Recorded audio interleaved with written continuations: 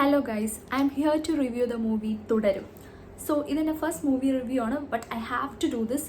ഇത് ഞാൻ actually movie കണ്ട ആ ഒരു എക്സൈറ്റ്മെൻറ്റ് എൻ്റെ സ്റ്റിൽ പോകുന്നില്ല. So I fell that I should do this because ഒരുപാട് നാളുകൾക്ക് ശേഷം ആസ് എ ലാലേട്ടൻ ഫാൻ, ലാലേട്ടൻ്റെ ഒരു സിനിമ കണ്ട് മനസ്സ് നിറഞ്ഞ് തൃപ്തിയായൊരു ഫീൽ എനിക്ക് കിട്ടി. എല്ലാ ലാലേട്ടൻ ഫാൻസിനും എല്ലാ മലയാളികൾക്കും നമ്മളുടെ ലാലേട്ടനെ നമുക്കതിൽ കാണാൻ കഴിയും. നമ്മൾ ആഗ്രഹിച്ച ഒരു ലാലേട്ടനെ നമുക്ക് തുടരുമിൽ കാണാൻ കഴിയുന്നുള്ള കാര്യം ഉറപ്പാണ്. സോ സിനിമയെ പറ്റി പറയുകയാണെങ്കിൽ തരുൺ മൂർത്തിയുടെ മൂന്നാമത്തെ സിനിമയാണ് തുടരും.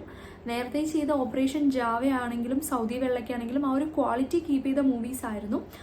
ഇതും അതുപോലെ തരുൺ മൂർത്തിയുടെ കരിയർ ബെസ്റ്റ് മൂവിയാണ്. വി ക്യാൻ സീ ദാറ്റ് എത്ര ലാലേട്ടനെ യൂട്ടിലൈസ് ചെയ്തിട്ടുണ്ട്. ലാലേട്ടൻ്റെ ആ ഒരു ആക്ടിങ് സ്കിൽസ്, ഇല്ലെങ്കിൽ നമ്മൾ കാണാൻ ആഗ്രഹിച്ച കണ്ടു മറന്ന ലാലേട്ടൻ്റെ ഭാവങ്ങളെല്ലാം ഇതിലൊപ്പിയെടുത്തിട്ടുണ്ട് തരുൺ മൂർത്തി. ശരിക്കും യൂട്ടിലൈസ് ചെയ്തിട്ടുണ്ട് ലാലേട്ടനെ. നമുക്കിതിനിങ്ങനെ മനസ്സിൻ്റെ അകത്തുനിന്നൊരു ഫീലിംഗ് വരത്തില്ലേ, ഒരു സാറ്റിസ്ഫാക്ഷൻ, ഒരു കയ്യടി, ആ ഒരു ഗൂസ് ബംസ്, അത് ലാലേട്ടൻ ഇതിൽ നമുക്ക് തന്നിട്ടുണ്ട്. സോ ലാലേട്ടനായാലും ശോഭനയായാലും മികച്ച പ്രകടനം തന്നെയാണ് ഇതിൽ കാഴ്ചവെച്ചിരിക്കുന്നത്. അതിനോടൊപ്പം തന്നെ എടുത്തു പറയേണ്ടതാണ് ഇതിലെ വില്ലൻ്റെ പേര് പ്രകാശ് വർമ്മ എന്നാണ്. പക്ഷേ ഇതിനു മുൻപ് നമുക്ക് അങ്ങനെ സ്ക്രീനിൽ കണ്ടു പരിചയമുള്ളൊരു ഫേസ് അല്ല, but he did a very brilliant role. നമുക്ക് ശരിക്കും വില്ലനെയൊക്കെ ഇങ്ങനെ കൊന്നുകളയാൻ തോന്നില്ലേ, ലാലേട്ടന് തോന്നുന്ന അതേ ഒരു ഫീൽ, അതേ ഒരു ഇമോഷൻ നമുക്ക് ഫീൽ ചെയ്യും അത് കണ്ടുകൊണ്ടിരിക്കുന്ന സമയത്ത്.